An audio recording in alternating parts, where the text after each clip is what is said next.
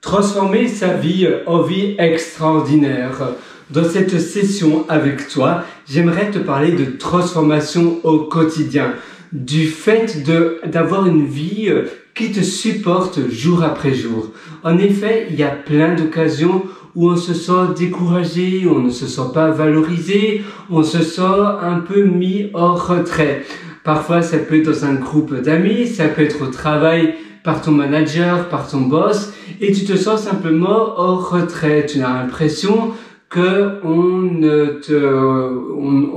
te valorise pas suffisamment par rapport à ce que tu fais. Tu as même l'impression qu'on favorise d'autres personnes à la place de toi. Toi, par exemple, tu te donnes à fond, à 100%, et tu vois bien que finalement, il y a d'autres collègues, pour des raisons qui ne sont pas justes, sont peut-être promus ou bien sont plus facilement valorisés parce que eh bien voilà, il y a toujours des préférés ou pour d'autres occasions. Et à cause de cela, parfois on fait des choses qui ne sont pas nous. On fait parfois des réactions qui sont un peu qui sortent un peu de nos valeurs, ou bien on est tout simplement découragé et on se sent un peu down, donc on se sent un peu pas vraiment déprimé, mais on n'a pas vraiment le moral. On se sent un peu avec le moral un peu plus bas que d'habitude. Et alors, ça joue aussi sur notre vie personnelle, ça joue sur les ambitions que l'on veut faire, sur les choses que l'on veut réaliser. Et ça impacte notre moral. Et ça, c'est pas bon du tout. Parce que le moral, ton mindset, c'est le plus important. C'est la chose qui est primordiale. Avoir le bon mindset, avoir le bon état d'esprit, eh bien, je ne me répéterai jamais assez, mais c'est la clé sur le long terme. Si tu n'as pas un mindset suffisamment élevé, eh bien, tu vas plus facilement renoncer à certaines opportunités, ou bien peut-être que tu vas recevoir un coup de fil d'un chasseur de tête, par exemple, et tu ne vas pas le rappeler, ou bien tu vas avoir une opportunité, tu vas la saisir moins rapidement. Et du coup, à cause de cela, tu auras plus de mal à titiller la chose, tu auras plus de mal à provoquer la chose. Et pour toi, elle existe, mais rien qu'à cause de facteurs extérieurs, tu vas avoir un mindset qui sera plus négatif. Je sais pas si tu as lu le livre Outwitting the Devil. Donc, c'est en français, c'est comment être plus fort que le diable. Ça s'appelle comme ça, Outwitting the Devil. Et ce livre-là, c'est de Napoleon Hill. C'est un livre un peu moins connu, mais ce livre explique que parfois, sous l'emprise de choses négatives, à cause du gouvernement, à cause de guerre, à cause de virus, on a l'impression que rien ne va dans notre sens, on a l'impression que tout va mal, et du coup on va moins vite, on fait moins de choses, on est plus frileux aux opportunités, on va moins oser et tenter de faire de nouvelles choses, on va rester plus souvent casanier chez nous. Et à cause de cela, à nouveau, ça va jouer sur ta vie, ça va jouer sur le déroulement entier de ta vie. Et pourtant, on n'a tous qu'une seule vie. La vie est trop courte pour qu'elle soit finalement contrôlée par des éléments extérieurs. Et ces éléments extérieurs nous pèsent. Et donc, ça va jouer, bien évidemment, sur les choix que l'on va prendre. Ça va jouer sur toutes les choses que l'on va faire, mais aussi sur notre posture, sur notre façon de parler. Ça veut dire qu'on aura plus de mal à bien se tenir droit, on va avoir plus de mal à sourire, on va avoir plus de mal à être 100% dans une conversation avec quelqu'un, parce que on aura des pensées parasitaires dans notre cerveau. Et les news font énormément cela. C'est pour cela que les personnes qui regardent souvent les journaux parlés et qui sont assez sujets à être fragilisés plus rapidement par ces actualités, qui sont plus sensibles, eh bien, vont avoir beaucoup plus d'handicap. Et si tu fais partie de ces personnes-là, et d'ailleurs c'est une grande majorité, parce que même si tu as l'impression d'être insensible à tout, on n'est pas des robots et on a tous un cœur. Et du coup, tu vas, au plus tu regardes les news comme cela, au plus ça va te contrôler et tu vas avoir moins d'élan, tu vas avoir plus de difficultés à aller de l'avant. Et c'est vraiment un changement, un switch de te nourrir, finalement, de choisir avec quel contenu tu te nourris.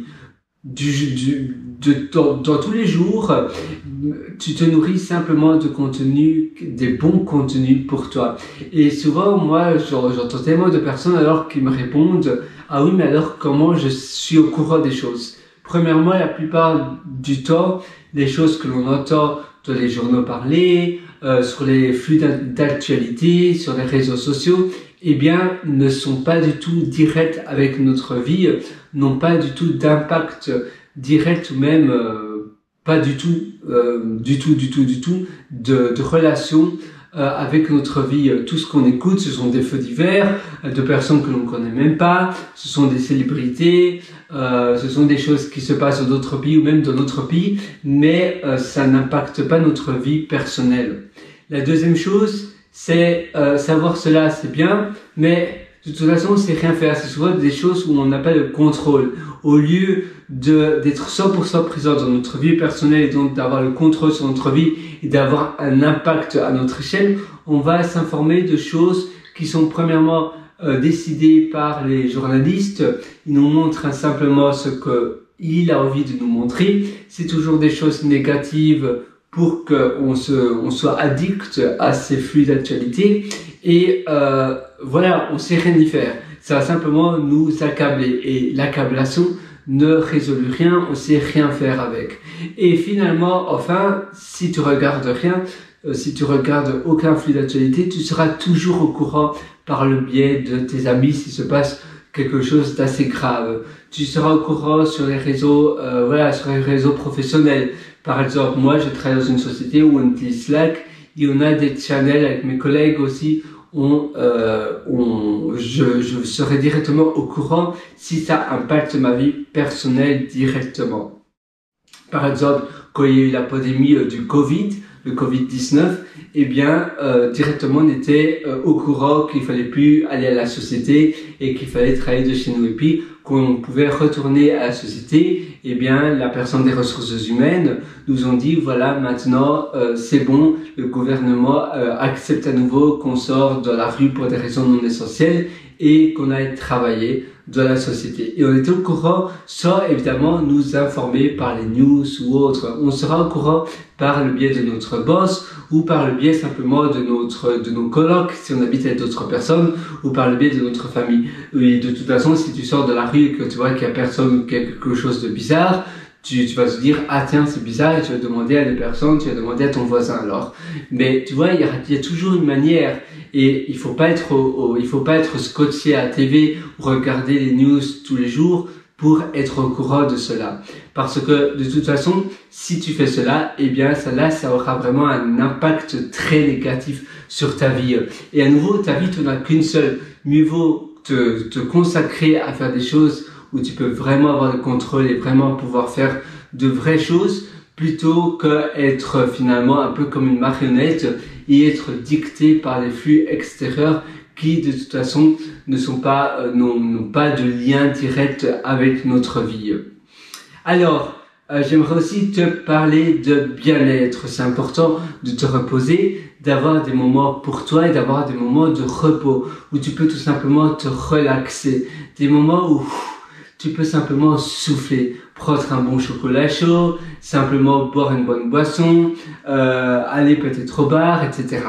Enfin, nous, en tant qu'êtres humains, parfois, quand il y a de la nourriture gratuite, par exemple, facilement, on va excéder, on va aller à l'excès et on va manger beaucoup trop que ce qu'on peut. Et après, on se sent mal et on se dit, mais pourquoi j'ai mangé tellement pour après mal me sentir? Quand je mange moins, je me sens léger, je me sens bien. Et là, j'ai fait un excès de nourriture simplement parce qu'il y avait un buffet ou autre chose, ou j'avais été invité à un mariage, ou bien peut-être que dans ma société, il y avait un buffet limité et je me suis gavé de nourriture. Mais à quoi bon avoir fait cela? À nouveau, tu as le choix. Tu veux bien te sentir léger, ou bien tu veux simplement te gaver de nourriture, mais pourquoi faire? À quoi ça sert de faire cela? Eh bien, ça aussi, c'est la question à se poser. Parfois, on va dans l'excès et c'est pas bon pour ta santé, c'est pas bon pour toi. Il n'y a pas de bénéfice à avoir en faisant cela. Il faut, comme toujours, se connaître et se dire, voilà, maintenant stop parce que je sais que ça aura un impact négatif sur ma santé. Je me connais et je sais que c'est pas bon pour moi. Et je sais très bien que même si c'est gratuit, eh bien, ce sera mauvais pour mon estomac. Et de toute manière, après, mieux vaut manger un peu moins et me sentir léger que me sentir lourd. C'est la même chose avec l'alcool. Parfois, on boit beaucoup trop et on se sent mal. À quoi ça sert si c'est après pour être malade? Et parfois, en effet, on a du mal à raisonner logiquement. On boit, il y a des soirées, on fait des parties, et puis après, boum, on se sent malade, on se sent pas bien, on se sent, malade comme un chien, c'est le cas de le dire. Et à nouveau, où est le bénéfice dans tout ça? C'est pas du tout bénéfique, ça va aller à l'encontre de toi. Il faut se connaître. Pour faire cela, parfois tu dois faire des choix qui sont pas toujours logiques. Tu vas te dire, voilà, maintenant, je stoppe de manger, j'ai ce régime-là, je me laisse pas tenter par d'autres nourritures, par d'autres personnes. Je me connais et je sais que ce type de nourriture-là n'est de toute façon pas bon pour moi. C'est pas la bonne nourriture pour moi, ça ne me convient pas et je dois dire non.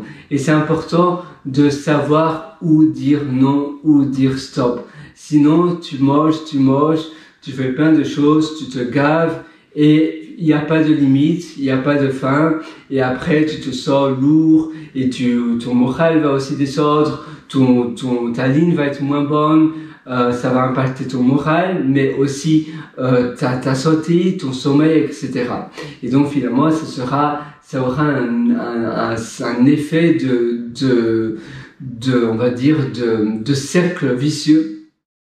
Tu vois, un cercle vicieux, au moins tu vas bien manger, au moins tu aimeras faire du sport, au moins tu te sentiras bien, au moins tu feras du sport, encore au moins tu te sentiras bien, tu travailleras moins, tu perdras peut-être ton travail, et puis après tu vas déprimer, et c'est vraiment un cercle vicieux et il n'y aura pas de fin. Au lieu de cela, si tu fais du sport, si tu manges moins, tu te connais, tes valeurs, etc. Là, ça aura un effet de cercle vertueux et ça ira à ton bénéfice et pas à l'encontre de toi, de ta personne. Donc à nouveau, bien se connaître, savoir que évidemment, tu sais, c'est un peu comme les personnes riches, les stars de cinéma, etc. C'est triste. Elles ont vraiment tout pour être heureux et finalement elles se droguent, elles vont dans les excès et après elles se sentent malades, elles se sentent pas bien. Et à quoi bon?